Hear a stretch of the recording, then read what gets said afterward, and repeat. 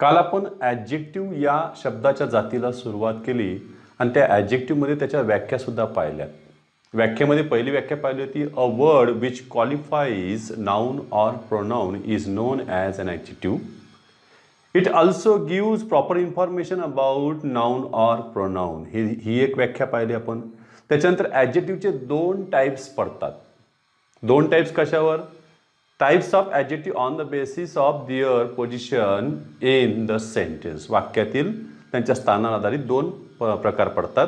त्याच्यामध्ये एक होतं ॲट्रिब्युटिव्ह ॲडजेक्टिव्ह. ॲट्रिब्युटिव्ह म्हणजे लक्षात ठेवा, ए फॉर ॲट्रिब्युटिव्ह म्हणजे नामाच्या आधी येणारे. प्रेडिकेटिव्ह पार्ट, प्रेडिकेट म्हणजे वर्बच्या नंतर नामाशिवाय येणारे ॲडजेक्टिव्ह, ते झालं प्रेडिकेटिव्ह ॲडजेक्टिव्ह. त्यांची उदाहरणं सुद्धा आम्ही काल पाहिलेत. आज आपल्याला पुढे ॲडजेक्टिव्हचे एकूण 11 प्रकार आहेत ते सुद्धा पाहायचे आहेत. एक एक एक घेत जाऊ आपण.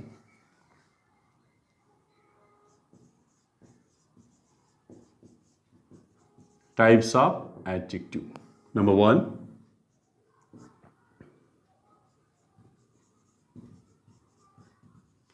Adjective of quality. क्वालिटी म्हणजे गुण दर्शविणारे, गुणाची त्याच्यातून माहिती होईल. समजा मी इथं दिलं बघा बरं, बिटर गुअर्ड, कडू कारले. आपल्याला जे पंचेंद्रिय दिलेले आहे त्या पंचेंद्रियांना काही ना काहीतरी माहिती मिळतच असते. त्या वस्तूविषयी, व्यक्तीविषयी जे काही असतील त्याच्याविषयी माहिती मिळेल. आता कडू कारले म्हणजे जिभेचं काम पडलं बघा, बिटर गुअर्ड झालं. त्याच्यानंतर बघा मी इथे दिलं सेंटेड फ्लावर्स, सुगंधी फुले त्याच्यामध्ये आलेत. नाकाचं काम आलं, जिभेचं काम झाले, त्याच्यामध्ये एक आले बघा बरं, मेलोडियस, म्युझिक, कर्णमधुर संगीत, कानाचं काम आले त्याच्यामध्ये. ब्युटिफुल, सीनरी, सुंदर दृश्य, ब्युटिफुल आलं. त्याच्यानंतर सॉफ्ट, त्वचेचं काम आलं बघा बरं, सॉफ्ट टॉईज किंवा सॉफ्ट मटेरियल. आणि पुढे दिलं मी ऑनेस्ट पर्सन. सांगा आता, प्रामाणिक व्यक्ती म्हटलं तर याला काय आपण चाटून पाहणार आहेत का वास घेणार आहे याचा प्रामाणिकपणाचा? आता नाही. म्हणजे ते काय आलं इथं, ब्रेन, त्याचं काम पडलं आपल्या बुद्धीचं, ती तसं ती साठवणूक राहील. झालं. मी म्हटलं असतं tall boy, he is a tall boy. मग टॉल काय झालं तर गुणातच आले असते त्यांच्यामध्ये. पुढचे नंबर 2 दुसरे आलेले बघा, ॲडजेक्टिव्ह ऑफ नंबर. मराठीमध्ये याला आपण संख्या विशेषण म्हणतो. या संख्या विशेषणालाच इकडे कार्डिनल्स देखील म्हणतात. कार्डिनल नंबर्स, ज्यांना मोजता येते ते झाले याच्यामध्ये adjective of number. Adjective of number मध्ये सुद्धा तुम्ही 2 भाग करून त्यांचा अभ्यास करताय. एक आलेला आहे बघा याच्यात डेफिनाइट नंबर, निश्चित संख्या विशेषण, संख्येचा निश्चित बोध होईल. त्याच्यामध्ये बघा बरं, मी इथे दिले 1 बॉय, घेतले मी इथे घेतले 2 बुक्स. 2, 3, 4 तुम्ही ते संख्या दाखवू शकता. 2च्या ऐवजी आम्ही इथं वापरलं बघा बरं, बोथ द बॉयज. याच्यामध्ये बोथ आले ना शेवटी 2, संख्येचा बोध झालेला आहे त्यांच्यामध्ये. पुढचे बघा, डेफिनाइट झाले, इनडेफिनाइट नंबर, अनिश्चित संख्या विशेषण. म्हणजे निश्चित संख्येचा बोध होणार नाही पण संख्येचा मात्र बोध होत राहील. जरी ती निश्चित नसली तरी अनिश्चित संख्या त्याच्यामध्ये बोध होत राहील. याच्यामध्ये बघा बरं, मी लिहित असताना बघा काय लिहितं बघा, मी ऑल बॉईज किंवा ऑल द बॉईज मी इथं लिहून टाकतो. ऑल द बॉईज बघा, ऑल त्याच्या पुढे घेतले मी. सम बुक्स, बाजूला कोण येतो त्याच्याकडे लक्ष देत चला. सम बुक्स मी इथे घेतले बघा बरं, एनी बॉय, नो बुक, नोच्या बाजूला कोण येतं बुक. त्याच्यानंतर अ लॉट ऑफ बुक्स, तीन शब्द मिळून एकच झालं पुन्हा adjective. A lot of books, plenty of books. बघा प्लेंटी ऑफ त्याच्यामध्ये आलेलं आहे. A good deal of books, मोठ्या प्रमाणात पुस्तकं. बघ बरं, अ गुड डील ऑफ एवढी मोठी सुद्धा ॲडजेक्टिव्ह फ्रेज पूर्ण आलेली आहे. त्याच्यानंतर बघा फ्यू चेअर्स. फ्यू म्हणजे फारच कमी, नॉट मेनी, त्या अर्थानं नकारार्थीच्या अर्थानं असतं ते. Few chairs, a few chairs. बघा त्याच्यानंतर फ्रेज घेतली आणखीन, द फ्यू चेअर्स. पुढे मेनी बॉईज. पुढे घेतले बघा मोर स्टुडंट्स, मोस्ट स्टुडंट्स.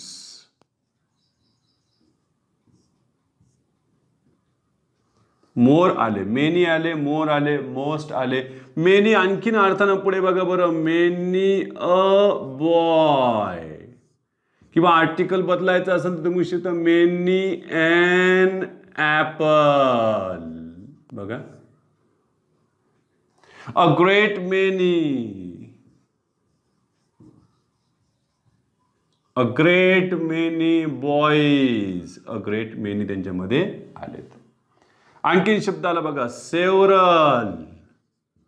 मी तर दिलं बघा सेवरल स्टुडंट्स. सेवरल म्हणजे असंख्य पण नाही, पण मोजता येणारी, पण निश्चित संख्येचा बोध होत नाही. सेवरल स्टुडंट, सेवरल सारखाच आणखीन एक आला बघा बरं. याला कायच वाचावं सर, तुम्हीच वाचा बरं. याला काय वाचता? सुंदरी, सुंदरी, सुंदरीने येते सन्ड्री, सन्ड्री आयटम्स. सन्ड्रीचा अर्थ सेवरल आयटम्स. त्याच्यामध्ये सुद्धा घेता येईल तुम्हाला. इनफ आणखीन एक मेंबर आला, इनफ बुक्स. ही एवढी यादी जी आहे ती कशाची आहे? पूर्ण ॲडजेक्टिव्हचीच आहे. पण ते कोणते आहेत? इनडेफिनाईट नंबर. आता यांची सगळ्यांची खासियत आहे बघा. ज्यांना अंडरलाईन केलंय त्यांच्या बाजूला जर तुम्ही काळजीपूर्वक जर पाहिले तर ॲडजेक्टिव्हच्या बाजूला तुम्हाला काउंटेबल नाऊन आढळते. काउंटेबल नाऊन हे सिंग्युलर किंवा प्लुरल तुम्हाला आढळू शकते बघा. Any boy, boy countable, book countable, books plural अर्धे. काही ठिकाणी प्लुरलच वापरले गेलेले आहेत. हे झालं यांच्यामध्ये. यांनाच तुम्ही वाक्यात टाकून बघू शकता. जसं बघा आय हॅव मेनी फ्रेंड्स. मग मेनी काय झाले यांच्यामध्ये? Adjective of number. त्याला इंडेफिनाईट नंबर द्यायची काही गरज नाही आहे. ॲडजेक्टिव्ह ऑफ नंबर झालं. I do not. बघा I do not want to mention sundry items which are not important. Means I do not want to mention several items which are not important. जेवढे important नाहीत असे तुम्हाला उदाहरणामध्ये घेता येईल. तसे यांनाच फक्त सेंटेन्समध्ये टाकून तुम्ही घेऊ शकता. बघा पुढे तिसरा जो भाग आलेला आहे याच्यातला, तिसरी टाईप, ॲडजेक्टिव्ह ऑफ ऑर्डर. महत्वाचं आहे हे पण. ऑर्डरचा अर्थ आहे सरळ क्रम. Order in a series.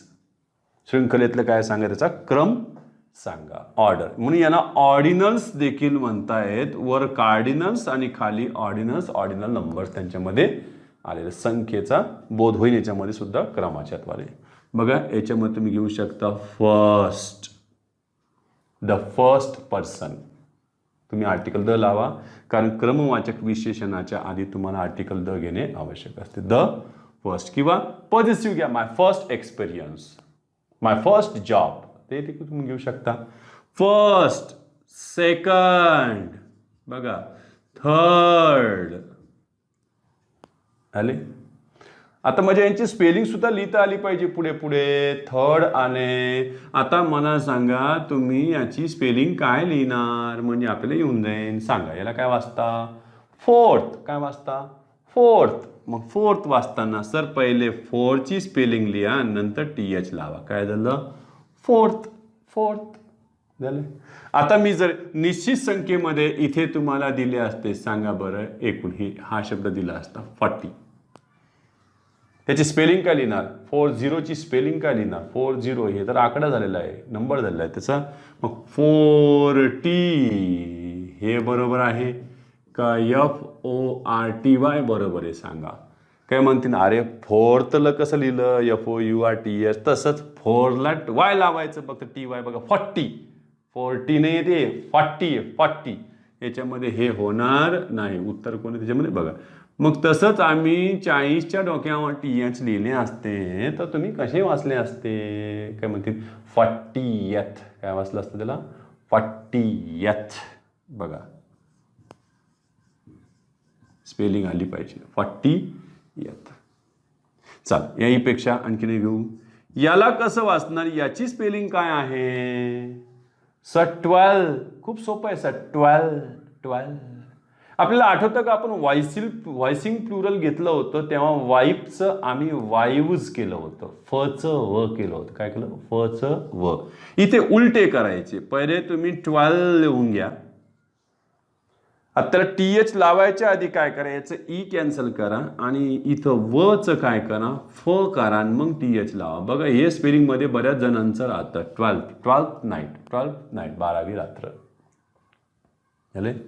असे करत करत तुम्ही बघा 20च्या डोक्यावर TH लावले तर काय काय असते तुम्ही 20th बघा यथ लिहिताना ETH 20th झाले.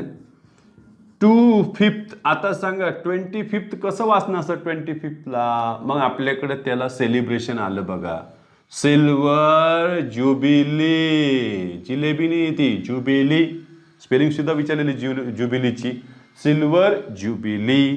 जर हे 50th सेलिब्रेशन असेल तर त्याला आपण गोल्डन ज्युबिली. 60th असन तर त्याला आपण डायमंड म्हणतो हिरक महोत्सव डायमंड ज्युबिली. 75th असन तर त्याला लगेच आता याने डायमंड म्हणतं झालं इथं हिरक झालं तिकडे अमृत म्हणून नेक्टर म्हणणार का त्याला तर नाही. मग डायमंडपेक्षा काही महाग आहे का हो तर मग आहे प्लॅटिनम ज्युबिली. म्हणजे 100 सांगा बरं. आता याला काय व्हायचं सेंचुरी तर नाही सेंटेनरी ज्युबिली.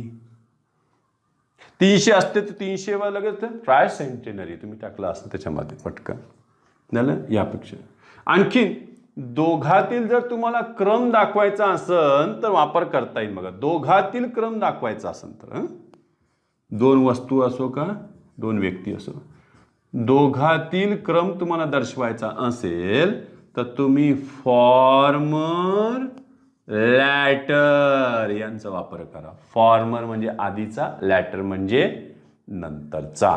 ठीक आहे. आणि 2 पेक्षा जास्त असतील तर म्हणजे 5 जणातील तुम्हाला क्रम दाखवायचा असेल तर आता बघा बरं 5 जणातील किंवा 5 व्यक्तीतील क्रम दर्शवायचा असेल तर तुम्ही काय लिहिणार फर्स्ट म्हणणार सेकंड म्हणणार थर्ड म्हणणार फोर्थ अँड असं देतील तरी कमी जागा.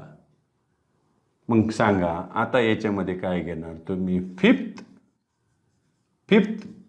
की लास्ट फिफ्थ की लास्ट. एकूण किती आहे 5 जणातला क्रम म्हणजे first second third fourth and last म्हणायचं. त्यावेळेला लक्षात ठेवायचं म्हणजे 2 पेक्षा जास्त असले तर मग शेवटचा तुम्ही काय म्हणा लास्ट जो अंतिम आकडा असेल तो. 3 असतील तर first second and last third नाही लास्ट फर्स्ट अँड लास्ट. तुम्हाला पहिला आणि शेवटचाच जर गृहीत असेल तर फर्स्ट अँड लास्ट त्याच्यामध्ये. ठीक आहे. तर एवढं तुम्ही स्क्रीनशॉट करून घ्या.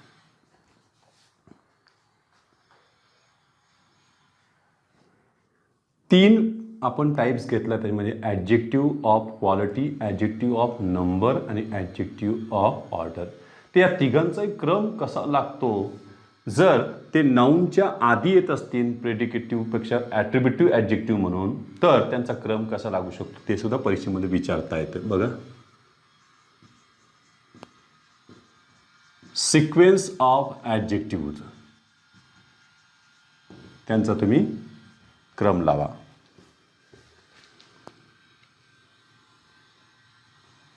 नामाच्या आधी येणारे हे सगळे ॲडजेक्टिव्ह्ज आहेत. त्याच्यामध्ये सर्वात पहिले बघा बरं इथे आले नाऊन.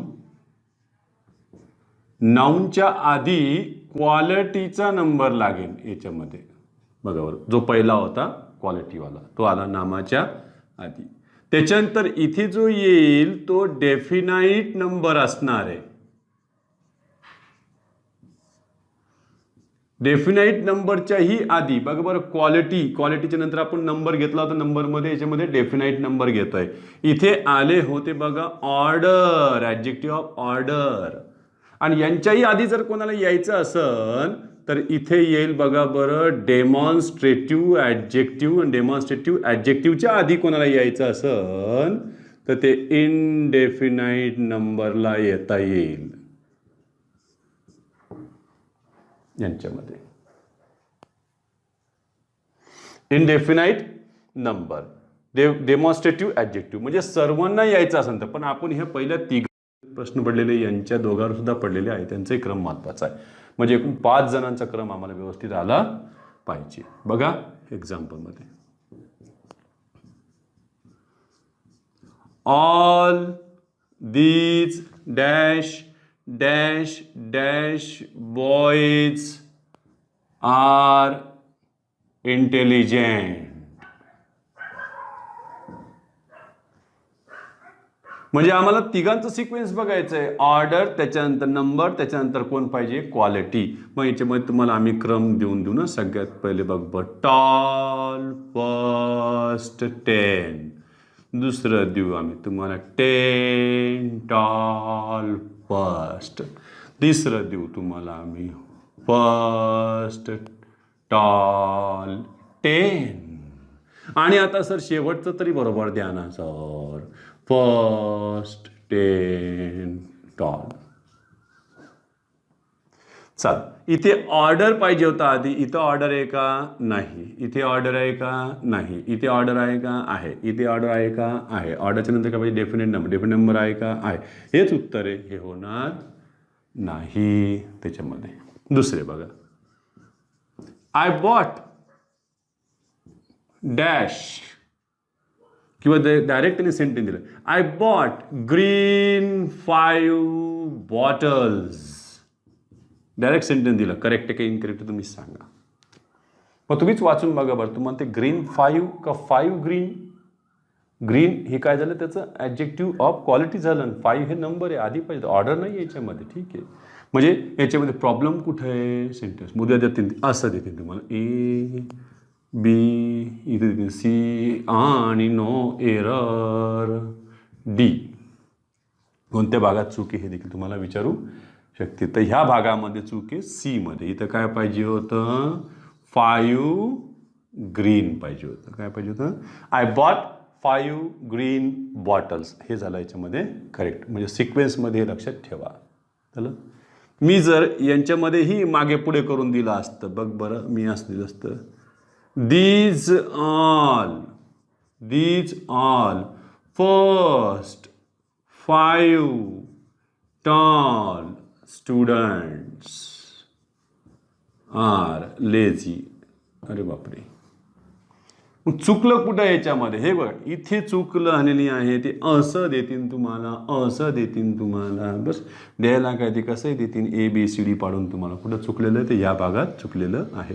इथे काय पाहिजे होतं आपल्याला? All these. हे झालं प्रॉब्लेम. इथे बरोबर आहे, फर्स्ट 5 टॉल. ह्या भागात चूक नाही, ह्या भागात चूक असू शकते. हे झालं सिक्वेन्स ऑफ ॲडजेक्टिव्हमध्ये. यापुढे आपल्याला बघायचं ते म्हणजे ॲडजेक्टिव्ह ऑफ क्वांटिटी. अतिशय महत्त्वाचा आहे, जो ॲडजेक्टिव्ह ऑफ इनडेफिनेट नंबरला प्रॉब्लेम करतो. बघूया 4था क्रमांक, ॲडजेक्टिव्ह ऑफ क्वांटिटी. म्हणजे हे काय दाखवणार आहे? प्रमाण. क्वांटिटीचा अर्थ आहे अमाऊंट. प्रमाण दाखवणं त्यांचं काम आहे. मग कोण कोण आहेत यांचे एक वैशिष्ट्य पाहूया आपण. आपण आधी पाहिलं होतं ॲडजेक्टिव्ह ऑफ नंबरमध्ये इनडेफिनाइट नंबरच्या नंतर काउंटेबल नाउन असते, ते सिंग्युलर किंवा प्लुरल असू शकते. यांचं एक वैशिष्ट्य आहे बघा, ॲडजेक्टिव्ह ऑफ क्वांटिटी नंतर अनकाउंटेबल नाऊन वापरले जाते. अनकाउंटेबल नाऊन हे पर्मनंट सिंग्युलरमध्येच असते, ते प्लुरलमध्ये जात नाही. यांचं वैशिष्ट्य बघा, म्हणजे या ॲडजेक्टिव्हच्या नंतर जर तुम्हाला अनकाउंटेबल नाऊन दिसले तर काही टेन्शन घ्यायचं नाही आहे. हे कोण असणार? Adjective of quantity. आता तिकडचे काही घटक इकडं सुद्धा तुम्हाला आढळते ॲडजेक्टिव्ह सारखेचे. बघा, यांच्याकडं सुद्धा ऑल आहे, यांच्याकडं सुद्धा सम आहे. आपण नामासहितच लिहून पाहूया, म्हणजे तिथं प्रॉब्लेम राहणार. बघा, मी इथं घेतलं बघा, ऑल द वॉटर, ऑल आले. सम वॉटर याच्यामध्ये आला. मी इथं घेतले बघ बरं, नो वॉटर. एनी घेतली होती, एनी राईस त्याच्यामध्ये घेतले, एनी टाकले त्यांच्यामध्ये. पुढे घेतले बघा मी, मच मनी. काही म्हणतील लगे मोर मनी, त्याच्यात टाकत राहतील, मच घेतील, मोर घेतील. त्याच्यानंतर लिटल मनी. लिटल मनीचा अर्थ सरळ सरळ एक्झॅक्टली नो मनी तोच असतो, नॉट मच. लिटलचा अर्थ नकारार्थीमध्ये लिटल मनी. त्याच्यानंतर अ लिटल मनी, अ लिटलचा अर्थ सम घ्यावा तुम्ही, हा सकारात्मक असतो. द लिटल मनी, म्हणून परीक्षेमध्ये यांचे उपयोग विचारतात. A little, little, the little यांचा उपयोग करून दाखवा, त्याच्यात येतीलच पुढे. आणखीन आले बघा, अ लॉट ऑफ फूड. बघा, फूड अनकाउंटेबल नाऊन आहे, त्याच्या आधी आलं अ लॉट ऑफ. त्याच्यानंतर घेतलं मी प्लेंटी ऑफ फूड, ह्यालाही घेतलं मी, फूड अनकाउंटेबल आहे, प्लेंटी ऑफ आले. A good deal of, a good deal of time, time पण अनकाउंटेबल आहे, यांच्यामध्ये टाकले आपण त्याच्यात. Enough, enough time. बघा, हे टाइममध्ये इनफ आले, त्यातही ही झाली यांच्याकडे ॲडजेक्टिव्ह ऑफ क्वांटिटीमध्ये असणारी. ती उदाहरणाचे तुम्हाला घेता येतील, तर एवढा स्क्रीनशॉट काढून घ्या. बरं, काही मुलांचा एक मोठा प्रॉब्लेम असतो बघा, असे उदाहरणे आले, आय हॅव मेनी फ्रेंड्स. येऊन गेले मागे STIला 2012, बराच जुना आहे, 7-8 वर्षापूर्वीचा पेपर आहे.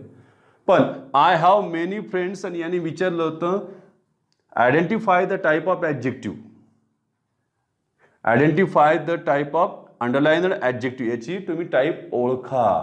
तर निश्चित संख्या न दिसल्यामुळे त्याच्यात पर्याय पण होते, adjective of number, adjective of quantity. तर बरेच जण ॲडजेक्टिव्ह ऑफ क्वांटिटीकडे जायचा धोका होता. का? निश्चित संख्येचा बोध. नंबर म्हणजे आकडा दिसला पाहिजे, तसं नाही ना. इकडे बघा ना, हे कोणते नाऊन आले? काउंटेबल नाऊन आले, म्हणजे हे ॲडजेक्टिव्ह ऑफ काय झालं असते? नंबरच झाले असते. जर हे वाक्य असे असते बघा बरं, आय हॅव मच मनी, आता हे तुमचं होईल बघा, मच मच कशात चाललंय तुमचं आता? क्वांटिटीमध्ये.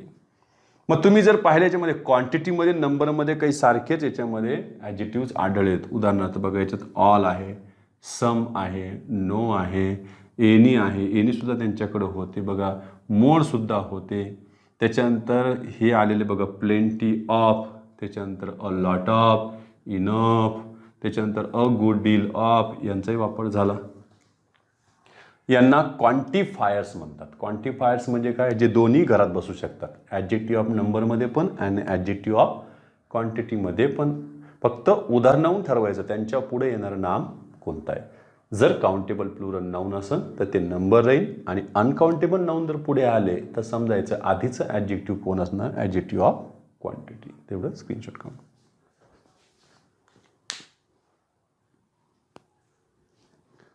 5व्या क्रमांकाचं ॲडजेक्टिव्ह आहे ज्याचा अभ्यास आपण प्रोनाऊनमध्येच केला होता बघा. जवळपास 4 ते 5 प्रकारांचा अभ्यास आपण प्रोनाऊनमध्ये केला होता.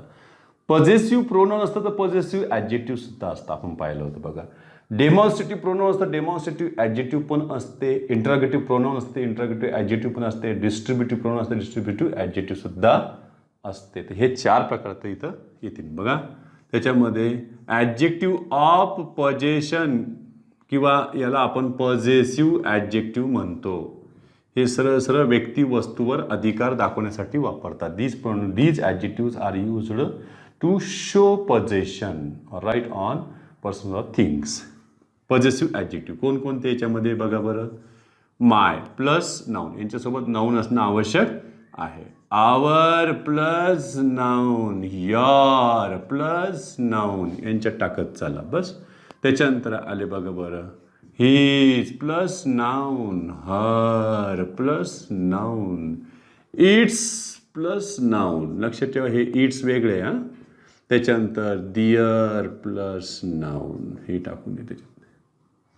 हे झाले पॉझेसिव्ह ॲडजेक्टिव्ह. पॉझेसिव्हमध्ये घेता येईल. बघा मी इथं घेतले दिस इज माय पेन घेतलं.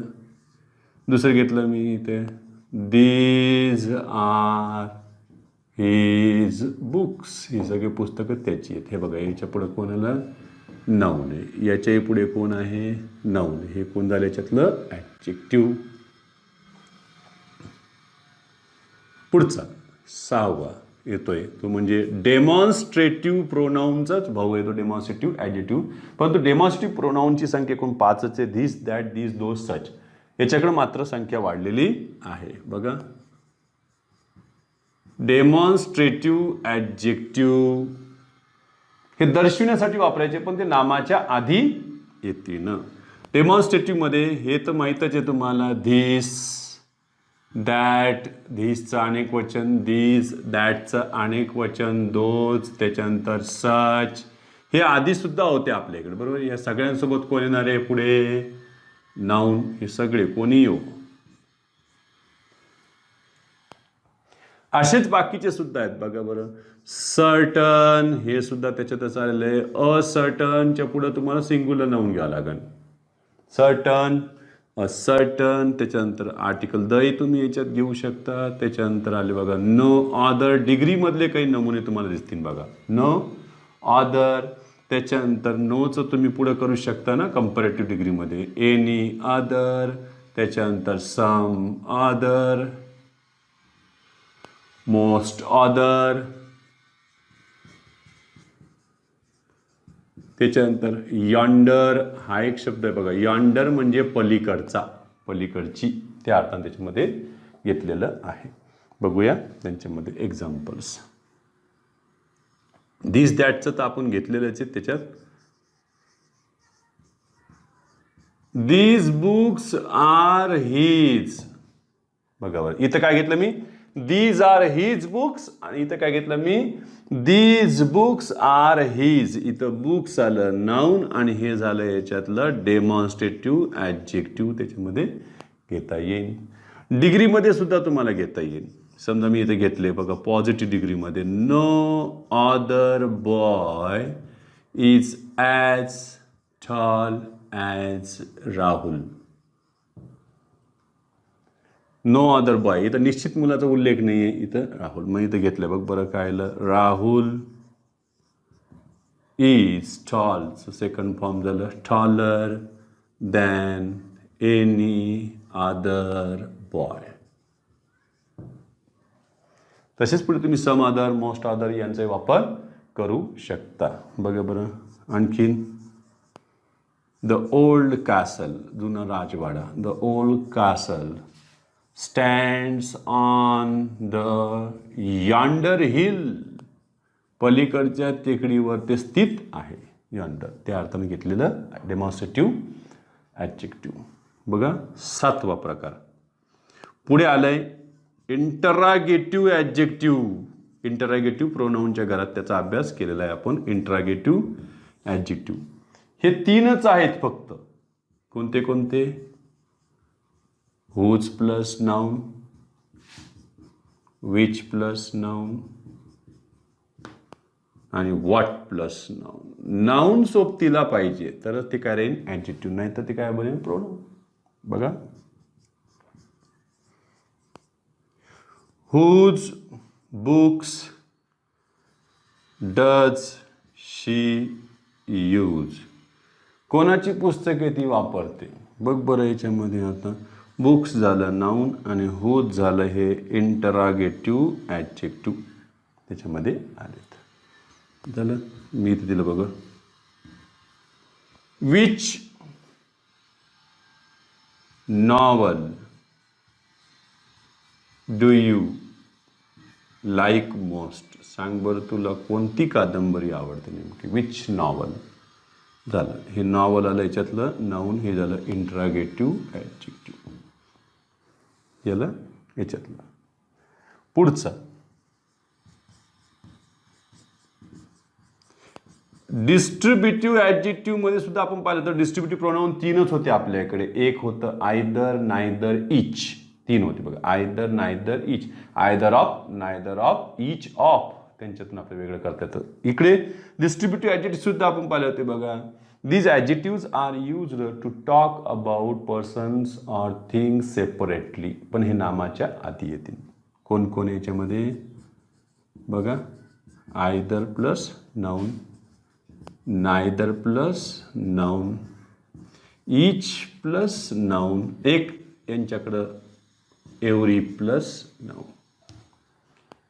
इचनं तुम्ही 2 नामे जरी जोडली करत्यातली, समजा इच बॉय अँड गर्ल म्हटलं तरी करता एकवचनीच राहील.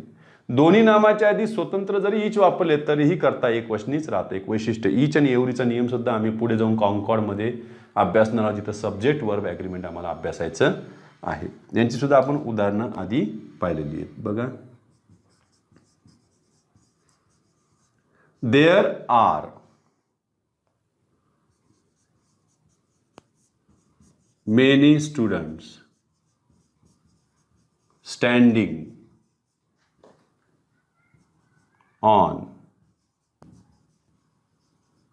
Either side of the road. अरे रस्त्याच्या दोन्ही बाजूला मुले उभी होती बघा. त्याच्यामध्ये आयदर म्हणजे इथं बोथच्या अर्थानं सुद्धा वापरता येईल. झालं.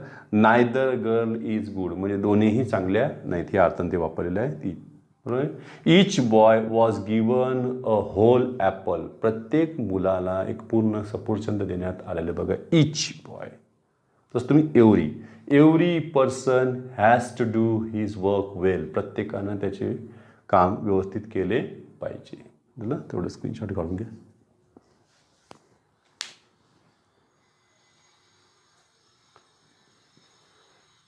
नवव्या क्रमांकाचा आहे टाईप, ती म्हणजे एम्फसायझिंग ॲडजेक्टिव्ह. विशेष भर देणारं, नामावर विशेष भर देणारं ते काय राहील. ॲडजेक्टिव्ह राहील. हे फक्त 2च आहेत इंग्लिशमध्ये. एक आहे ओन आणि दुसरं आहे व्हेरी. जरा जपून राहायचे. ओन आणि व्हेरी. ओन हा शब्द वर्ब म्हणून देखील वापरला जातो आणि व्हेरी हा ॲडवर्ब म्हणून देखील वापरला जातो. मग दोघांच्या पोझिशन आपल्याला माहीत असल्या पाहिजे बघा. हे नामावर विशेष भर देण्यासाठी आहे. तर ओन हे जनरली कुठे येईल बघा. पॉझेसिव्ह ॲडजेक्टिव्हच्या नंतर एम्फसायझिंग ॲडजेक्टिव्ह येईल आणि ते पण कोण येईल. ओन. पॉझेसिव्ह ॲडजेक्टिव्ह हे आपल्याकडं माइन, आवर, युअर एक्सेट्रा हे लक्षात ठेवायचे. ओन आणि त्याच्यानंतर पुढे येईल बघा हे नाउन. या पद्धतीची रचना जर राहिली तर ओन हे कार्य याच्यामध्ये एम्फसायझिंग ॲडजेक्टिव्ह. समजा मी एक्झाम्पल घेतले बघा बरं. इथे दिले बुक युअर ओन सीट्स. तुमच्या सीट्स तुम्ही काय करा बुक करा.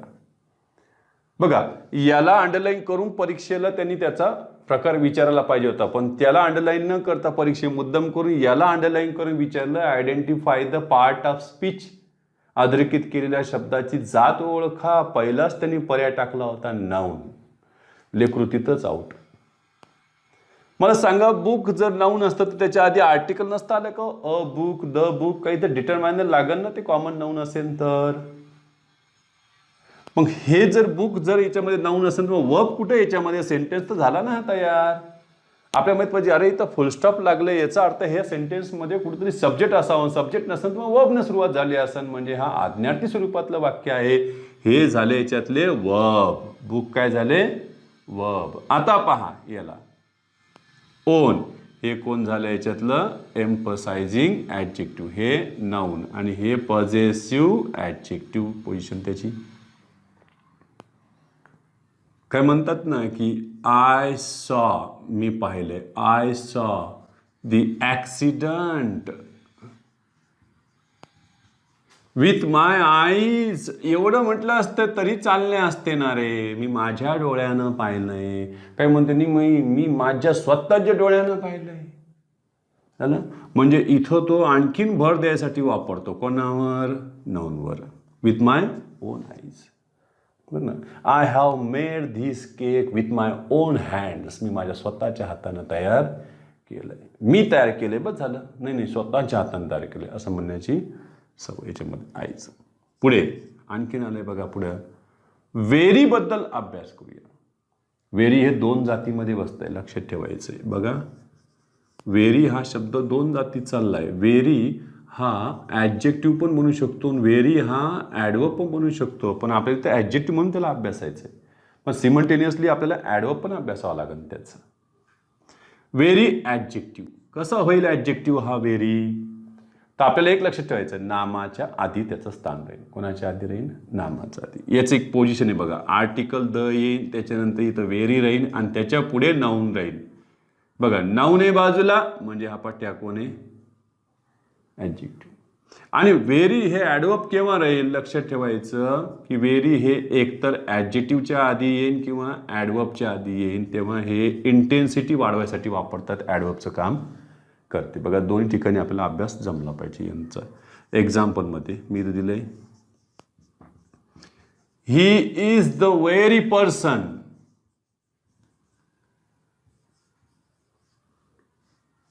To live, he is the very person to leave the hall first.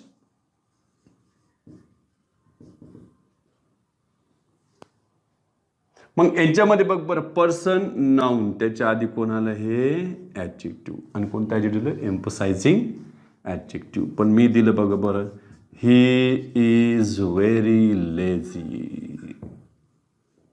आता हे व्हेरी काय नाही आहे? एम्फसायझिंग ॲडजेक्टिव्ह नाही आहे.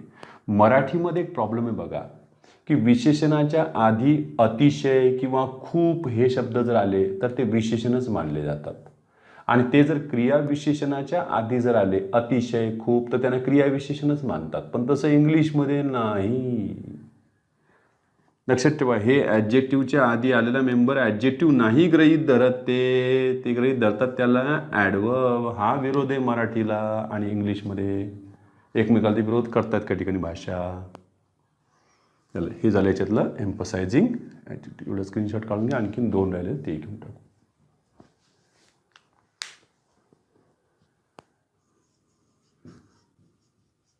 प्रॉपर ॲडजेक्टिव्ह सरळ प्रॉपर नाऊन पासून घेतलेले आहेत. बघा, these adjectives are derived from proper nouns.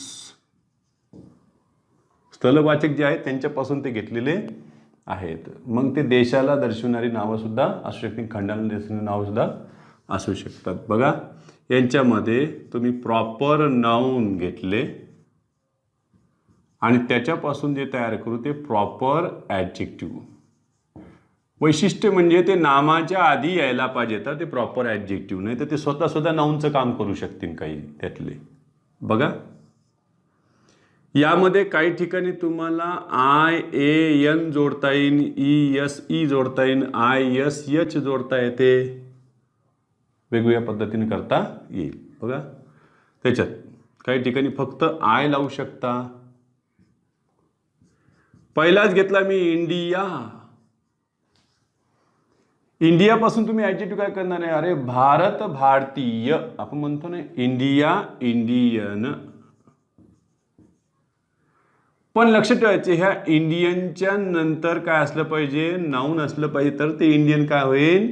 Adjective. अन्यथा ते नाऊन सुद्धा होऊ शकते, कॉमन नाऊन सारखं ट्रीटमेंट घेईन. बघा बरं, मी इथं लिहिलं आय एम अँड इंडियन, एवढंच जर वाक्य आले हे इंडियन हे ॲडजेक्टिव्ह होईल का आता? तर नाही, हे तर नाऊन झालं. मग कोणतं नाऊन झालं? सर आय कॅपिटल आहे, प्रॉपर नाऊन नाही झालं ते. त्याच्या आधी बघ बरं ॲन आलंय. बरं, मी एक भारतीय आहे अनेकापैकी एक. बघा, हे इंडियन काय झालं याच्यातलं नाऊन, आणि कोणतं नाऊन झालं? कॉमन नाऊन झालं. पण मी जर इंडियनच्या नंतर जर एखादं नाऊन घेतले असते तर बघा, Virat Kohli is the captain of Indian cricket team. बघा, इंडियनचा संबंध कोणाशी आहे? नाऊनशी आहे. मग इंडियन काय झालं? ॲडजेक्टिव्ह. इंडियन आर्मी झालं नाऊन. इंडियन काय झालं? ॲडजेक्टिव्ह. बघा, इंडिया, इंडियन. अमेरिका, त्याचं लगेच तुम्ही केलं बघा, अमेरिकन. आफ्रिका, आफ्रिकन तुम्ही घेऊ शकता, आफ्रिकन. कंट्रीज, इराण असं, इराण तुम्ही लगेच करता, Irani. Iraq, Iraqi. Pakistan, Pakistani. Japan, लगेच जपानला तुम्ही बघा बरं, ESE लावलं, जॅपनीज. पुढे नाऊन आवश्यक आहेत, लक्षात ठेवायचे. Japanese. China, Chinese plus noun. सध्या ट्रेंड आला ना, Chinese, boycott Chinese, boycott Chinese toys, boycott Chinese equipments, सगळं झालं ना. ते बॉयकॉट करा, पण भारतानं सुद्धा त्यांच्या बरोबरीला येणं आवश्यक आहे. त्याला आत्मनिर्भर आधी व्हा आणि नंतर दुसऱ्याला बॉयकॉट करा. आधीच करून दुसऱ्याला त्रास करून नका घेऊ. त्याला किती केलं तरी त्यांचं सगळ्याच गोष्टी स्वस्त आहेत, हे भारतीयांना परवडण्यासारख्या आहेत. झालं. आपल्याकडं काही मोठमोठ्या कंपन्यासुद्धा म्हणायला भारतीय आहेत, ते म्हणतायत आम्ही सुद्धा मोबाईल तयार करतो, आम्ही TV तयार करतो, पण यांच्यासुद्धा जो काही कच्चा माल असतो तो चायनाहूनच आयात होतो. बस, फक्त हे सांगू शकतात, नाका निंबू सारू शकतात. चायना, चायनीज त्यांच्यामध्ये आलं. मग सर नेपाळ आलं असतं तर काय घेतलं असतं? काय म्हणते? नेपाळी. नेपाळचं नेपाळी कसं होईल? नेपालीच. नेपाळचं काय झालंय? नेपालीच त्याच्यामध्ये. उद्या जर आलं असतं सर नेदरलँड्स, हे देश आहे नेदरलँड्स. हा पहिले हॉलंड या नावानं होता, हॉलंड. मग हॉलंडमधले रहिवाशांना इथं काय म्हणायचे? डच. हॉलंडचे काय झाले? डच. तेच नेदरलँडचे काय झाले? डच. इंग्लंडमध्ये राहणारे, आता सांगा, इंग्लंडमध्ये राहणारे इंग्लिश. तर इंग्लिशमध्ये पण फरक आहे. तुम्ही जर दी इंग्लिश म्हटलं तर ते इंग्लिश पीपल होईल. इंग्लिश हे सब्जेक्टचं नाव पण होतं, झालं. मी इंग्लिश पीपल म्हटलं तर पीपल नाऊन झाले, इंग्लिश ॲडजेक्टिव्ह झाले, झालं. English is the language of the English असं म्हटलं तर पहिलं इंग्लिश पण नाऊन आहे, शेवटचं इंग्लिश पण नाऊन आहे. पण म्हटलं English is the language of English people, आता काय झालं? ते इंग्लिश ॲडजेक्टिव्ह. जसं बघा, फ्रान्समध्ये राहणारे हे कोण झाले? फ्रेंच. चला, युरोपमध्ये राहणारे कोण झाले? हे युरोपियन.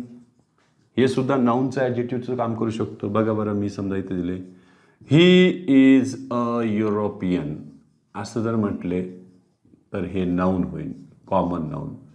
पण मी जर म्हटले ही is a European tourist,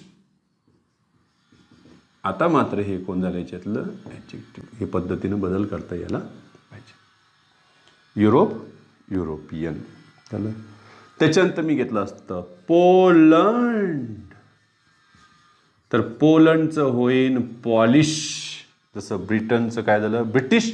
इंग्लंडचं English. तसे होऊ शकतात. इथे घेतो ब्रिटनमध्ये राहणारे कोण? ब्रिटिश. पोलंडमध्ये राहणारे पॉलिश. फिनलँडमध्ये राहणारे फिनिश, पण दोनदा यन वापरा, त्यांच्याकडे डबल यन घ्या, फिनिश, ते देखील घेता येईल. स्वित्झर्लंड म्हणतात ते स्विस, SWISS स्विस. झेकॉस्लोवाकिया झेक असे तुम्ही प्रत्येक देशाचं काढू शकता. आणि शेवटचं घेतोय आपण ते म्हणजे एक्सक्लामेटरी ॲडजेक्टिव्ह. थोडक्यात आपण कालही म्हणजे मागच्या तासाला पण पाहिलं होतं की व्हॉट हे एक्सक्लामेटरी प्रोनाऊन नाऊनच्या आधी येईल. बघा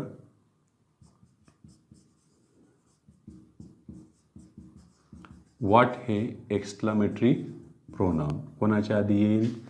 नामाआधी. नामाआधी आल्यास काय बनते ते? एक्सक्लामेटरी ॲडजेक्टिव्ह बनते. बघा व्हॉट त्याच्या आधी आलं पाहिजे, नामाच्या आधी आले पाहिजे. बघा व्हॉट अलर्टनेस ही शोड. जसं बघा अलर्टनेस नाऊन आहे आणि हे कोण झालं आहे याच्यातलं एक्सक्लामेटरी ॲडजेक्टिव्ह. एक्सक्लेमेशन मार्क आहे शेवटी यांच्यामध्ये. What an idea. What an idea. It is हे बघा हे झालं नाऊन आणि हे झालं त्याच्यातलं ॲडजेक्टिव्ह. पण what a beautiful girl you are असे वाक्य घ्यायचे नाही तर कारण व्हॉट त्याच्यामध्ये एक्सक्लामेटरी ॲडवर्ब होईल. ठीक आहे. तर एवढ्या आपण थांबूया. उद्याच्या तासाला आणखीनही आपल्याला ॲडजेक्टिव्ह जवळपास 13-14 प्रकारचे ॲडजेक्टिव्ह त्यांचे उपयोग पाहायचे आहेत.